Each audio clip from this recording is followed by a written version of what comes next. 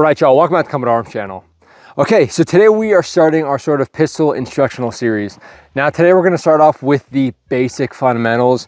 Now with this, going over the fundamentals is going to be going over the shooting fundamentals. So as far as like the fundamentals of like handling a firearm and particular firearms, I'm not really going to go over that too much.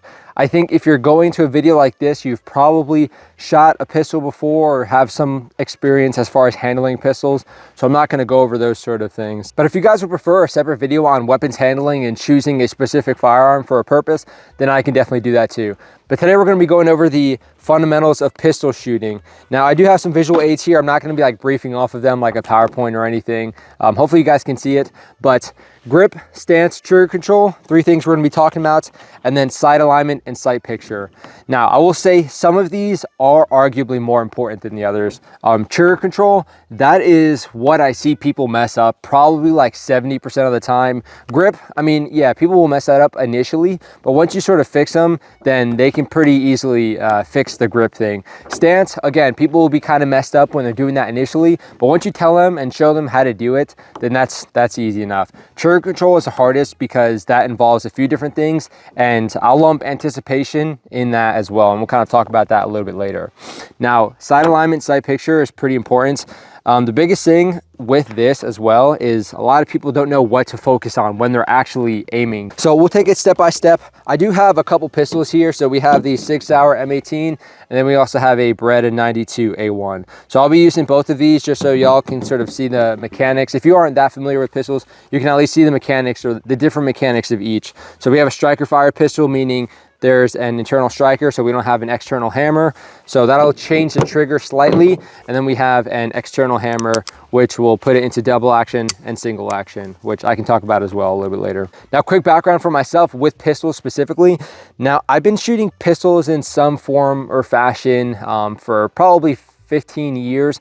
Before the military, it was all airsoft guns. And I gotta say, I was that dude watching YouTube videos on how to shoot real guns and sort of carrying that over to my airsoft guns. And that helped me a lot as far as like the stance, the grip, even trigger control a little bit, and especially with the sights.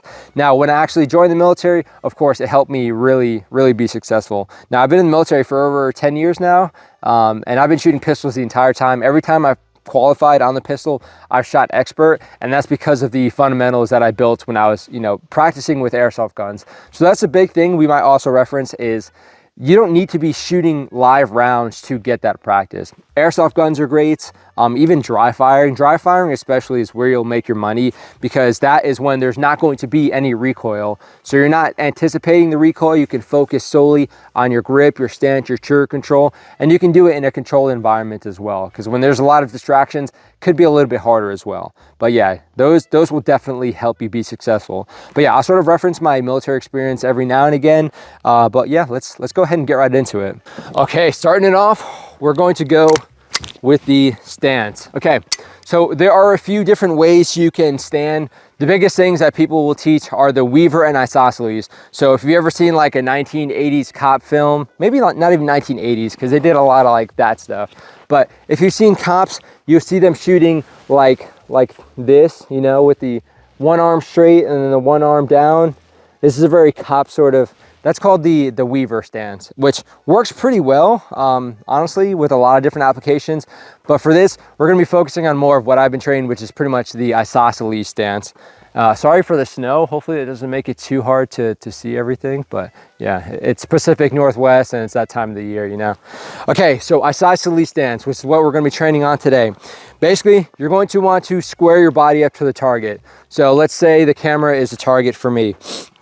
So you want to have your dominant foot, which is basically on the side of your dominant hand. You want that kicked back slightly. You don't want to do like, this is kind of something you'll see with the Israeli Defense Forces, where they really try and manage that recoil. But yeah, we're gonna want to not get into such a stance like that, because a lot of people will get fatigued very early doing a stance like that. So you want to kick your dominant foot back. So, for me, it's about probably 6 inches behind my left foot, because if you're squared up like this and both of your feet are aligned, when you start shooting, you're completely off balance. This is the position that people get in when they're trying to sit down. If you're standing and you're standing like this, you're gonna feel how shaky you are.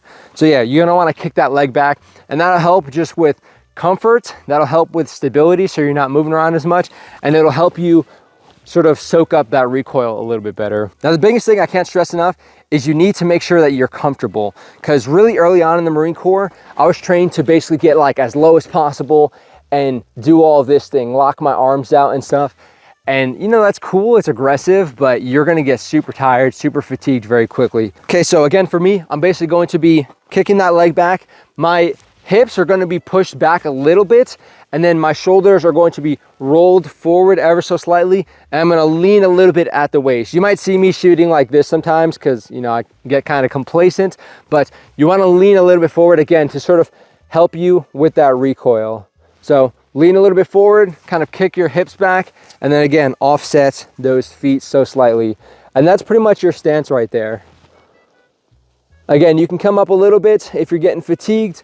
Don't want to get fatigued, because then you're going to start seeing your other fundamentals getting sloppy, and it's not a good time. Of course, if you're rocking something like body armor, that's kind of why we implement this technique, because we want to square our body armor up with the targets, and that's pretty much where that comes from. And that's basically stance. So now we're going to be talking about grip, and we're going to kind of put those together, and you guys will kind of see what that looks like. Okay, first thing with grip is no gap. So basically, whenever you're holding a pistol, you don't want there to be, and I'll use this one just because it's kind of easier to see where the gaps might be. So what you generally see when people are shooting a pistol is they'll like kind of just do this, they'll cross their thumbs like over, and there'll just be a lot of space you can kind of see on the frame there. And if there's space on the frame, then you know that's free real estate for you to be applying pressure, because if you shoot it when you're like this, it's going to be recoiling like crazy. You're not gonna be able to control it very well. Another thing that people see, which I also have on here, is you need to have your hands high on the grip, because if you have your hand really low and you're shooting, again, it's gonna be recoiling a lot, and at the same time, you could potentially what we call limp wristing it, which is basically, since it doesn't have anything to act upon, like, you know, those Newton laws of motion or whatever, since it doesn't have anything to push against, it's recoiling, but it doesn't have enough power to cycle the next round. So that is something that will hurt you a lot. But another thing, you just feel a little bit more in control when you have the grip a little bit higher, and it just points much more naturally. And the last thing we have on here is the 70-30 squeeze, and we'll talk about that as well.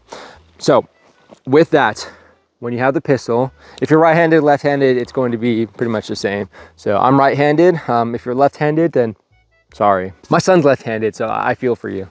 Okay, so when you're holding a pistol, this is how you're gonna be holding it. You wanna get it nice and high up. So this is called the beaver tail right here. You wanna get it nice and high. You don't wanna hold over it, because when you shoot, you're gonna get a nice little surprise right there by your thumb. So you wanna get it nice and high, right under that beaver tail. You can see here my finger is pointed straight. That kind of goes into the firearm safety rules, but it also helps with actually pointing the firearm. We'll talk about that a little bit as well. Now we flip over to the other side.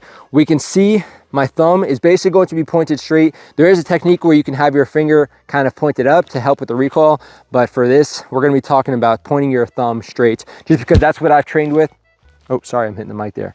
Just because that's what I've trained with, and that has been very, very successful for me. Of course, you can try and change it up slightly, but you don't want to change it up too much to where, you know, again, it's going to be really detrimental for the recoil. Now, when you get your other hand, you want to get your thumb and basically point it forward and sort of match it up with this hand. So you can see all this free real estate we have here. I'm going to be pressing my hand into that space. So you can see here, and I'll give you a little bit of a close-up. We have pretty much no grip showing on the firearm here. And if you're like a mathematician or something, you could probably tell everybody how important surface area is. Okay, so we're gonna grab our pistol. Again, thumbs are pointed straight. They're sort of resting pretty much on the frame of the pistol, so the lower parts, not necessarily the slide. If you get the slide, that's okay, but it can start, you know, again, messing things up, especially if you have a glove, so just be careful about it a little bit. So we have our hands, we have no gaps, we have thumbs pointed forward. Now, when you're actually going to be applying pressure, so we said that 70-30 squeeze. So about 70% of the pressure holding this weapon is going to come from my non-firing hand. So my weak hand is what we'll call it. So 70% of the pressure coming from this one, squeezing, and about 30% with this one. The reason for that is if you have, let's say 50-50 even, but if you're really gripping this pistol with this hand, just take your hand right now and try and, you know, grip something or grip the air even. You can feel all your fingers are tensing up. You can't really isolate it so much. So when you do that, when you're gripping really hard with this, you're also gripping really hard with that trigger finger. And what that basically takes away from is you can't feel the trigger as much, and at the same time you can't control that trigger as much because, again, you're gripping so hard, your hand's going to start getting a little bit fatigued, and you can't really feel that trigger pull as well as you can if this is doing all of the holding. Because now with my left hand, I'm basically completely hands off with my right hand as far as pressure, so my left hand is holding it just fine. Now I can pretty much free up my trigger finger to feel, and that's pretty much all my right hand is doing right now, is really feeling that trigger. You still want to get the high grip and whatnot, but once you have that all settled, again, it's just focusing on that trigger, and it really helps a lot. And the same thing applies with any other pistol. So again, we have the Beretta, high grip, match it up, thumbs forward, no gaps, punch out, 70% pressure with the non-firing hand, and again, it frees our finger up to focus on that trigger. Slow, steady squeeze, as opposed to really squeezing my right hand. And then again, you can see the hammer itself is like almost like jumping a bit because my hand is so tense. Okay, so moving on to what I think is the most important fundamental when it comes to shooting a pistol, and that is going to be trigger control. So what you'll see a lot of times with new shooters is they'll basically slap the trigger, and what that looks like right here is, so they'll have their finger pretty much all the way forward, and then they'll just all the way to the rear because, you know, they just want to sort of get that shot off really quickly. But no, with trigger, you want to make it as smooth as possible. So basically, whenever you actually fire the pistol, you don't want your sights to move at all. Of course, if the weapon recoils, they're going to move, but this is why it's important to dry fire. So when you're pulling the trigger, you don't want the sights to move from that position. Of course, they're going to move slightly as well from just, you know, your stance, but when that round actually goes off, or when that hammer or striker actually drops, you want the sights to stay in the same spot. So whenever you're practicing this, watch your sights, see if they're moving as you pull the trigger. Because again, if you jerk it, you can see the pistol is moving a lot here, because there's a lot of, you know, mechanical things going on, and things are going to move around if you're just doing it really quick like that. So something that really helped me is saying surprise, surprise, or you can say whatever. You can say slow, slow, slow. So basically, as you're pulling the trigger, I'm saying surprise, surprise, surprise, surprise, surprise, surprise, surprise, surprise, surprise. And then I'm not sort of tracking where the hammer is, what position it's in, where the trigger even is.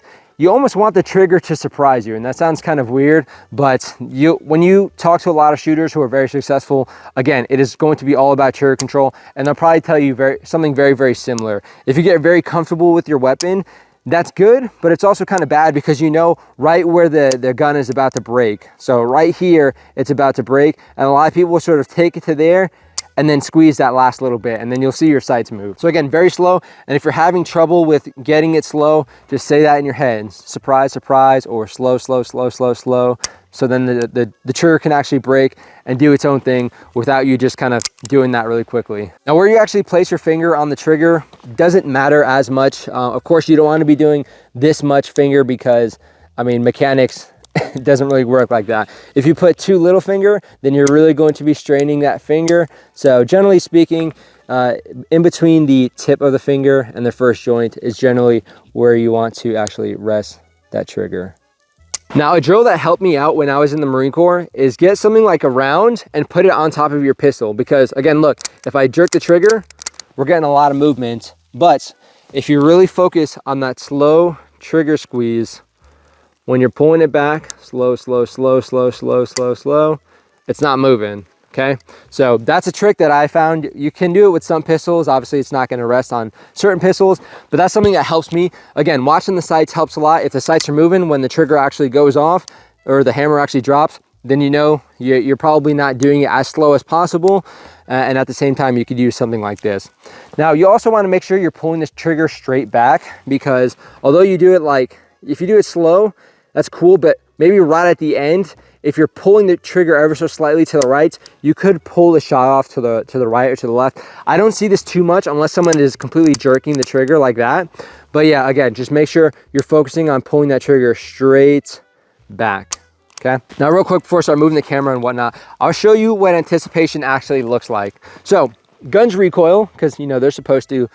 And we start to learn that pretty quick when we're shooting them. So what people start to do, subconsciously or consciously really, I don't know, but people will sort of dip the gun because, you know, it goes this way, so they'll try and counteract it. So right before they pull that shot, they'll dip it down, and all their shots will be super low. They'll miss a target, they'll shoot the ground, and that happens a lot. The more recoil it is, the more they're gonna anticipate. So what I kind of do to trick myself is, even when I'm shooting, it's mostly on the range, it's like a range-ism, but when I'm aiming, I almost pretend that I'm dry firing. Even though I have live rounds, I know it's going to be, I intend to shoot a live round, but when I'm actually pulling the trigger, I'm like, okay, I'm just dry firing. I'm expecting a click. It's not gonna recoil it at all, okay? Just waiting for that click. And then all of a sudden it recoils, and then all of a sudden the shot is spot on because I was sort of tricking myself. So that's something you can do. Again, that's definitely a range-ism. You wanna try and keep that to the range. But once you start learning that trigger control and what that good trigger control feels like, you don't need to do that so much. So right now, I can just punch out, slowly pull the trigger, and it's gonna pretty much do the same thing. And we're good. So yeah, that's just something to keep in mind. Do not anticipate. That's what new shooters, even experienced shooters who haven't had like the best instruction, that is what they'll do a lot. And it's very, very detrimental to your accuracy and the ground. All right, now moving on to sights. So we have sight picture, sight alignment. Sight picture is basically what your sights are going to look like in relation to each other. So your front and your rear sights. Sight alignment is going to be your sights aligned with the target itself. So here I sort of drew it for the M18, and I'll sort of show you what it looks like down the sights. But what we say generally is even height. So you want the top of the front sight post to be aligned with the top of the rear sights, and then you want even light. So even light on both sides, because if you have the front sight to either side, it's going to be shooting to, you know, that side basically. And again, I'll sort of demonstrate what that looks like, but that is basically what you want to say: even light, even height. Now, when you're actually aligning this with the targets, different pistols have, you know, slightly different sights, but generally you want the top of the front sight to be aligned with where you're trying to shoot. Some pistols, it'll be kind of like the dot, and you'll kind of learn that pretty quick when you're shooting a little bit low. But generally speaking, the top of the front sight is what you're going to go with the overwhelming majority of pistols. Now, with this, you also want to make sure that you're focusing on your front sight. And that sounds kind of weird because you're trying to shoot something. You think you want to be focusing on that. Of course, you're going to be focusing on it, but when you're actually squeezing that shot off, you want that front sight to be crystal clear. You want the target to be slightly blurry, and of course, your rear sight is going to be pretty, like, very blurry. So that front sight, you want it to be clear because you want to make sure it's actually aligned properly with your rear sights, because a lot of times people will focus on the target, or they'll focus on their grouping, or, you know, where they're actually shooting, and their sight will sort of drift off. It'll kind of get a little bit low. So make sure that you're focusing on that sight picture so you're not messing that up. And the best way to do that is to focus on that front sight. Make sure it's clear when you're actually shooting. Now, real quick, when you're actually aiming, what I do is I keep both my eyes open because I want situational awareness of everything that's happening around the target as well, in case there's, you know, maybe a civilian, something moving behind the target that I don't want to shoot. And at the same time, if there's more threats, I'll be able to sort of know when there's another threat, you know, while I'm engaging that one target. If you're starting off, it's okay to maybe close your eye and just focus on the sights, but you do want to move to being able to keep both eyes open. Now, each person has a dominant eye, so if you are going to close an eye, make sure you're actually using your dominant eye, because it'll just help you a little bit better when you're transitioning to shooting with both eyes open. To find which eye you're dominant with, just find something in the distance, something kind of small, put your finger over it so you're covering it, and then close your left eye. If it didn't move, then your right eye dominant. Close your right eye. If it didn't move, your left eye dominant. But if you see it shift, then that eye that's open, you're not dominant with that eye. It's the other eye. Same thing goes where you can kind of put your hands like this, put it over something. So I'm putting it over the camera right now. If I close my left eye, I still see the camera. So that means I'm right eye dominant. If I close my right eye, I can't see it at all, which means I'm not left eye dominant. So that's just a cool trick. Okay, so here are our sights. Again, you can see that notch in the rear sight, and then you can see our front sight there. So again, what you want it to look like is even height, even light, something like that. But again, if you get it too low, then you're gonna be shooting low. If you get it too high, you're gonna be shooting high. And then again, if it's to the side or anything, then you're gonna start shooting in that direction, which you don't wanna do. And I'll give you a demonstration of that right now. Okay, so we have our bad guy here. And again, I'll show you with a solid sight picture what that would look like. Implement all our fundamentals. Okay, now let's go check out where that landed. Okay, so we can see we got it right where we're trying to shoot. Now let's show what it looks like when we move our sights where they're not supposed to be. Okay, so again, if our sights are low like this, let's see where that goes. Probably gonna be low. Probably gonna miss the target actually. Yeah, so you can see right there is where we hit. And then just for good measure, we'll show you what it looks like when you push your sight to the side ever so slightly. Okay, so good sight picture, bad sight picture. And then, yeah, no surprise there. That's where our shot went. So again, that's why it's important. You wanna make sure you have a good, clear front sight when you're actually aiming down to your target. Okay, now let's put all that together and see what kind of grouping we can get. We're at about 7 yards right now, so not too far. So get that stance. So kick that foot back so slightly, get the hips back a little bit. You're gonna wanna get those shoulders rolled forward and you wanna lean forward a little bit. Okay, load, get that grip, thumbs pointed forward, no gap. Cool. And then you wanna punch out the weapon. Sight picture, and then sight alignment. Make sure that front sight is clear, and then it's all trigger control.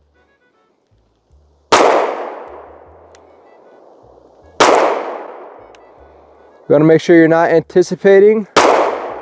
Get a slow, steady squeeze with that trigger.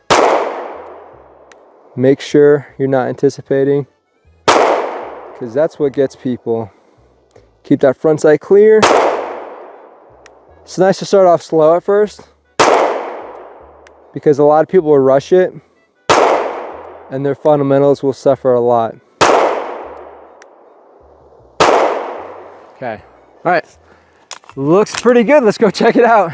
Really focus on doing it slow at first so you're not getting sloppy fundamentals. If you get sloppy fundamentals, you're not really doing yourself justice. All right, so that is our grouping. Again, it's about 7 yards, so pretty close. You'll notice the further you get, yeah, those fundamentals are going to suffer. But with the right fundamentals, you can get a grouping that looks pretty solid. And again, it's very fun, really focusing on the fundamentals and seeing it all come together and get like a solid grouping. Yeah, it's nice when you can bring that to the range, you know? Okay, and just for fun, and because I kind of want to shoot the Beretta, let's see how we can do from back here using those same fundamentals. So let's see what the target looks like right now. So again, still got that hole. I'm gonna be focusing on the front sight and I'm gonna be aiming for that hole. Generally, you don't wanna aim for your grouping, but because it's, you know, it's an easy target to aim at, aim small, miss small is what they say. Since I can aim at that and use that as sort of a focal point, I can keep my grouping for this pistol the same. As opposed to just aiming generally in the center of a silhouette. Of course, it is easier to aim for something that is smaller. So let's see how we can do with the Beretta. Again, focus on those fundamentals, keep it nice and slow.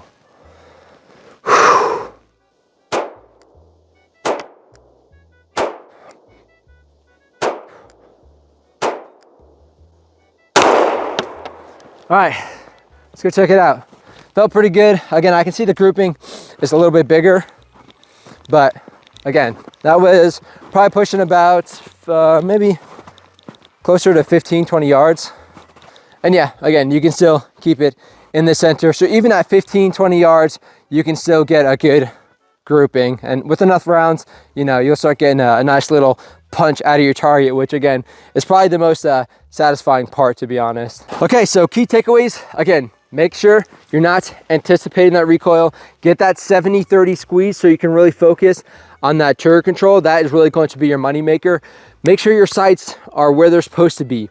And again, once you fire a round, that round is gone. There's no sense in focusing on where your grouping is. If you're trying to zero something in, sure. But when you're doing, you know, standard pistol shooting, yeah, if you notice your shots at the end are in a certain spot, you can sort of adjust your sights then. But again, focus on the same spot every single time, because if you start focusing on your grouping, you're going to start trailing it, and then it's going to get even lower and lower. It's going to start going all over the place, and then all of a sudden it looks like you're shooting a buckshot at it. So make sure you're focusing on that front sight. Make sure it's not moving. Make sure you're aiming at the same spot that you're trying to aim at every single time, and don't worry so much about the rounds you already shot. Sort of start off with a clean slate and get those fundamentals on lock. Again, I'll try and do some more of these. I'll try and do some more reloading and other weapons manipulations like malfunctions. I would do them today, but again, it's snowing kind of hard and I don't want to get stuck on the road because that'd be a very expensive tow bill. But yeah, that's basically it. Let me know what you guys think. If you guys want to see anything particular, let me know as well, because I'm more than willing to try and facilitate that. But again, pistol shooting is all about the fundamentals. Make sure you're taking it slow. Make sure you're not getting too distracted when you're doing it. And yeah, then you'll be good. Because again, you'll see that grouping get smaller and smaller. You'll see it get more consistent. And then you can start moving up to pistols that shoot really, really well. And then, yeah, it'll just be like a hole going through the target. It's pretty fun. But hopefully you guys enjoyed the video. Let me know what you guys think. Recommend anything down below as far as instructional stuff in general. And I'll try and facilitate that with my experience from the Marine Corps and the Army. But that is it for this video. I'll see you all in the next one.